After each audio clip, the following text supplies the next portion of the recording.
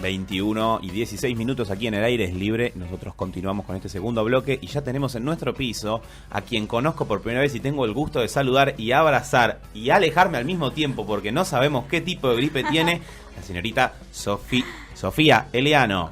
Bueno, buenas noches. Bienvenida. Y igualmente un gusto conocerte.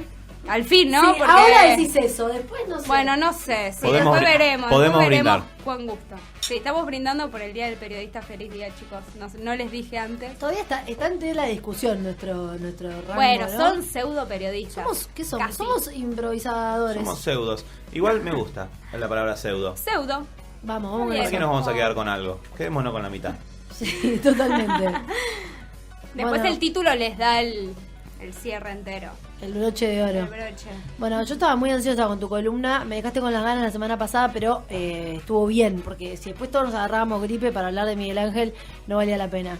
Pero estoy contenta que vamos a hablar de Miguel Ángel, porque me gusta y no conozco tanto de él. ¿A vos te Sí, gusta Me gusta. el arte? No un pseudo, claramente. Claro. No es un pseudo, Miguel. perdón, ¿te dolió lo del pseudo? Te No, pido no. disculpas. No, estamos acostumbrados. Realidad. Mira, Sos prefiero todo un pseudo periodista, antes entonces. que... vos estás estudiando periodismo. Claro, que es algo que nos pasa siempre a los estudiantes de comunicación social. Que deberíamos aceptarlo ya, en realidad. Ujú. ¿Cómo viene Miguel Ángel hasta aquí? Bien, no sé, a mí me parece un tema alucinante y preparé esta columna pensando mucho vos en Maggie y en tu viaje que tuviste este verano, porque me contaste muchas cosas, me dijiste que querías tirar a la basura todo el tema del arte moderno. Un poco. Claro, es que Toma. vine Te estoy re conserva. te estoy parafraseando un poco, eso fue lo que me dijo Margarita Estos Kelly. son los problemas de tener amigos al aire, que no lo exponen. Igual hasta No, ahora no no. dijiste nada que me arrepienta. Por favor, no sigas. No. Paremos acá. Lo que me dijiste es que tuviste como una muy buena impresión de todo el arte clásico, por lo cual pensé mucho en vos armando esto. Y bueno, también me toca en lo personal porque es uno de mis artistas favoritos y quien no, obviamente. Miguel Ángel fue una personalidad excelsa, impresionante por donde lo mires. Y bueno, fue, como ustedes sabrán, uno de los pocos hombres universales que tuvo esta historia. Cuando decimos hombres universales nos referimos a que pudieron dominar distintas artes a la perfección, ¿no? Todas, o sea, en todas es un crack. Todo es un crack, exactamente. Como Nacho y como yo. Más o Somos- menos. Somos cracks en todo. Sí. Sí. Por ejemplo, como habíamos hablado en la primer columna de Leonardo da Vinci, fue un hombre universal, sin embargo tuvo la mala suerte de que Leonardo tuvo un Miguel Ángel y bueno, medio que lo opacó. Bueno, le pasa a todos, ¿no? Como le pasa en la historia. Un Bramante tuvo un Bernini, Claro. un Ronaldo, bueno, no sé, tuvo un Messi, ponele. Totalmente. Estuvo Muy bien, bien ¿o no? aplicado. Bien. Muy bien aplicado. Eso es lo que le pasó un poco a Leonardo. Pero bien, para volver a Michelangelo Buonarroti, él trabajó en distintas artes, ¿no? La arquitectura, pintura, escultura. Sin embargo, él siempre se consideró más que nada un escultor. De hecho, hay una parte, un periodo de la historia del Renacimiento en que se están disputando, ¿no? Las distintas artes, ya sea la escultura, la pintura y la arquitectura, por tener un estamento superior. Querían dejar de ser simples obreros o de estar dentro del gremio y pasar a ser una especie de ciencia, si se quiere. Y ahí se mandaban muchas cartas entre los distintos artistas o entre los distintos expositores de las diferentes artes, ¿no? Entre ellos, lo teníamos a Leonardo da Vinci defendiendo con uñas y dientes lo que eran las artes visuales, la pintura, y le manda una carta a Miguel Ángel, y Miguel Ángel, como era una personalidad bastante complicada también, era un tipo difícil. De hecho, no sé si vieron alguna foto de él, pero... Nunca vi la foto. ¿Nunca viste un autorretrato? No, o sea, lo vi como de espalda, pero nunca le vi la caripela. Bueno, tenía la nariz completamente achatada. ¿Qué hacía con esa Y nariz? bueno, tuvo un par de peleas.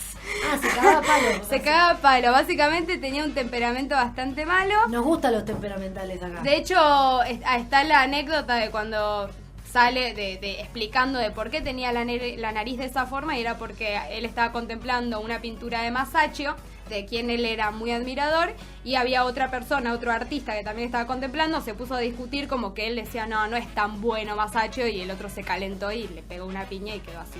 Y le debió En el tabique, fin, ¿no? Ese le tipo de debió el cosas. tabique, tiene como la nariz de boxeador si lo miramos. Claro. En fin, tenía esta personalidad muy complicada y en este momento del parangón se paró al frente diciendo no me importa lo que digan, yo soy un simple escultor y voy a seguir esculpiendo. Es decir, que era muy testarudo. Y bueno, llevó adelante una vida muy particular también, ¿no? Para hacer como medio línea del tiempo, si quieren, les cuento desde el principio, ¿les parece? Sí, por favor. Así nos ordenamos un poco. Bien, como les decía, Michelangelo Buonarroti nace en Caprese en 1475. Ayer nomás, ¿no? 1475. No, es un tiempito. No, lo que tiene de bueno es que, digo, lo que es impresionante es que sigue siendo vigente. Todo lo clásico volvió y no quiero darme la razón a mí misma. Pero digo, las modas modernas, ¿no? Pueden pasar, pero lo clásico siempre va a ser clásico. Y lo clásico es clásico, tal cual. El rótulo es inamovible. Mirá, me pone cara de que no y ahora me va a romper la cara como Miguel Ángel. Está dentro de nuestros cerebros lo clásico, no nos lo podemos extirpar, es como que está ahí. Configuró estéticamente, sí, y eso no tiene sus vicios. Sus razones también, sí. ¿No? Mi pregunta es ¿quién configuró lo clásico? La historia oficial occidental europea. Obvio, sí, el discurso. ¿Gané? ¿Qué me gané? Me gané la eternidad de la rosa. Un vasito de vino. Bien, un poco para seguir con la biografía de Miguel Ángel. Bien, él nace acá en esta localidad de Caprese, que está muy cerca, en la Toscana, muy cerca de Florencia, y su mamá muere cuando él tenía solamente 6 años, por lo cual lo adopta una familia de picapedreros. ¿Sí? Esto es muy importante porque él empieza a trabajar en el mármol, picando el mármol, y ahí ya tenemos como la primera aproximación de Miguel Ángel a la materia, a la cual después le va a dar forma de grandísimas obras de arte, ¿no? Después, bueno, una vez que su papá vuelve, porque no se sabe muy bien, está medio perdido en la biografía, vuelve al cuidado, ¿no?, de su padre biológico y se mudan a Florencia.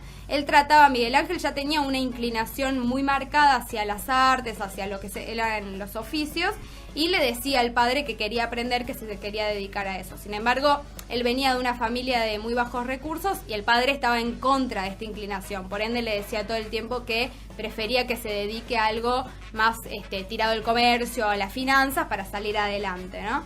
Sin embargo, por suerte, le dio pelota a Miguel Ángel y cuando él tenía 12 años lo anota en el taller del gran maestro Ghirlandaio, quien lo catapulta para empezar a producir.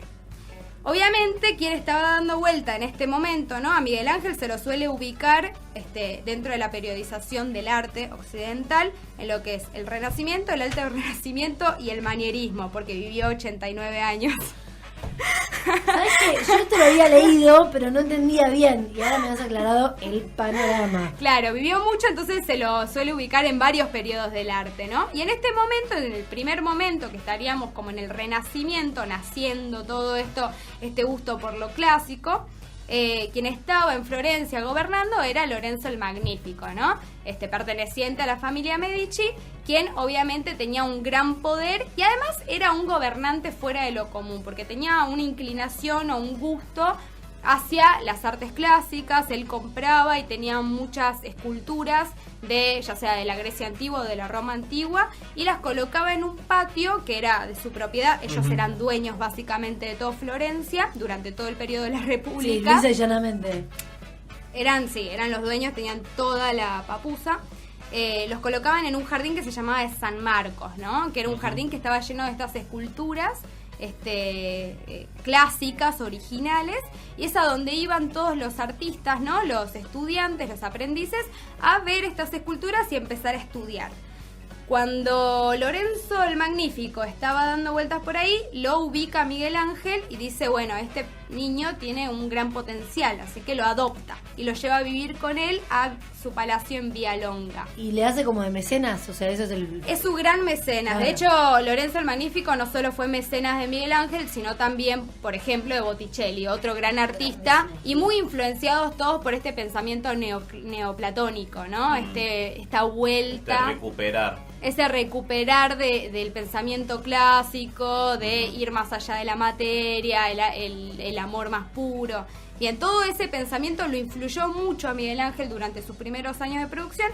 Sin embargo, cuando Lorenzo muere, él decide mudarse a Roma, porque en Florencia ya se estaba pudriendo todo. Sí. Cae un monje que se llamaba Savonarola, que directamente los indicó a los Medici como herejes y que estaban haciendo una especie como de lujo muy pagano. Y de hecho está la famosa hoguera de las herejías, donde el propio Botticelli, con todo el dolor del mundo lo digo, fue y tiró sus cuadros, ¡No! a la hoguera y se tuvo que arrepentir de toda su etapa hereje. Por suerte se han mantenido algunos, como por ejemplo la Venus, todos conocemos la Venus, sí, o la Primavera, todos esos. ¿Eso estuvo en la hoguera? No, eso no estuvo. Se claro. salvaron, esos se salvaron por suerte, gracias a la humanidad. Pero yo tengo una pregunta. Sí.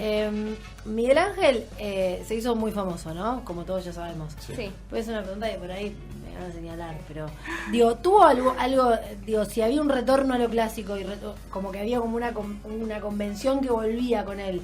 ¿Dónde estaba su impronta personal? O sea, ¿qué era lo que tenía la obra de él? ¿Había algo o era simplemente que era un niño muy virtuoso? Que de simple no tenía nada, me imagino. ¿Se entiende lo que quiero decir? Como perfectamente. Sí, a ver, vamos a pensar. Miguel Ángel, todo lo que agarraba lo convertía en obra de arte. Eso Ajá. fue una de las cosas que realmente lo caracterizó, y la forma de trabajar que él ejecutó también fue muy interesante y fue en cierta forma también revolucionaria para la época. En ese momento estaban muy acostumbrados a que una iglesia se haga en un siglo, ¿me entendés? O sea, proyectabas la iglesia, te ibas a morir y veías que la estaban construyendo y sabías que te ibas a morir y tal vez nunca la iban a terminar. Los tiempos eran otros. Sin embargo, Miguel Ángel, por este carácter, por esta personalidad súper workaholic, si se quiere, el tipo hacía trabajos en tiempos récord. Hizo la iglesia de San Pedro, una construcción que nadie la podía continuar, nadie la podía resolver. Había pasado por arquitectos súper importantes como Zangalo, como el mismo Rafael, que también fue arquitecto, y no lo habían podido resolver. O sea, tuvo que venir Miguel Ángel a agarrar y terminarla. Claro. A la iglesia, ¿no? Obviamente después vino Bernini y la mejoró. Bernini le pasó el trapo a todos y es de mis preferidos, así que... No, sí, mío también, pero bueno, ahí lo tenés a Bernini siguiéndole los pasos. Qué sé yo, el David también es otra obra muy paradigmática porque era un bloque de mármol que nadie le podía dar forma porque era sumamente duro. Y el tipo lo agarró y en 2 años lo terminó y medía 5 metros y era una cosa, y además con un planteo, lo que puede ser revolucionario por ahí dentro de lo que es la estética del Alto Renacimiento o del Renacimiento, es que le empieza a quebrar la mirada o la visión frontal. En ese momento todas las esculturas, por lo menos veníamos del medioevo, eran todas como hechas para mirarlas de frente, claro, con una visión frontal. Y él empieza a hacer como de torcer la figura para tener otras visiones. Sí, es 360. Es 360. El que la rompe completamente es Bernini, vos lo viste. Increíble. Vos estás parado enfrente y parece que Dafne te va a hablar. Claro. Te va a decir, che, tenés un pucho. Sí. Es increíble. O sea, tal cual. Pero ahora entiendo un poco más. Me parece apasionante toda esta historia, pero lo que quiero decir es, entonces el tipo cambia un poco la forma y la técnica de él se empezó como a divulgar, porque después me imagino que tenía un montón de seguidores el momento que se hace más famoso. Sí, a full. Igual había algo también bastante interesante, que Miguel Ángel nunca permitió de que nadie lo viera mientras él esculpía. Tenía como ese miedo de que le roben, viste, la técnica y el método. El método de esculpir de él además era muy interesante y muy como raro, así que bueno, él nunca dejaba que eso suceda. Algo así como Luis Miguel, que no quería que lo miren a los ojos. Exactamente. Pero no para quienes no están interiorizados en la obra, ¿qué recomendás vos? O sea, para meter en Google, ¿qué hay que mirar sí o sí? Que no sea el David.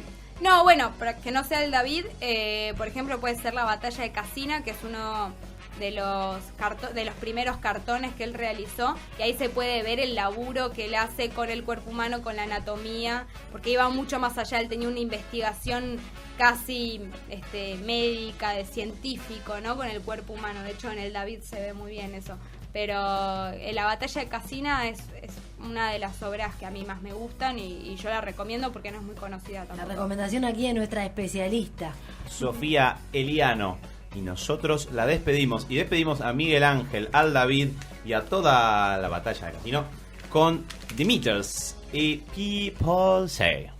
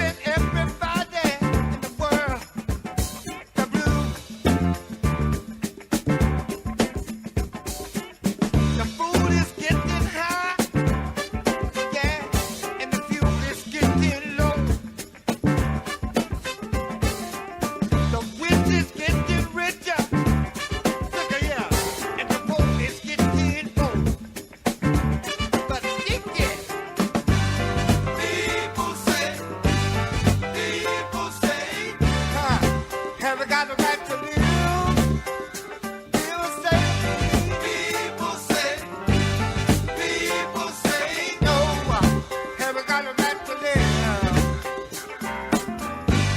People say, what do people say? What do people say? What do people say? What do people say? What do people say? What do people say? What do people say? What do people say? Have your share, it's my share, and your share is my share too. Good God, your eyes unfolded and divine control, and what the power doing to you, doing it. Distortion.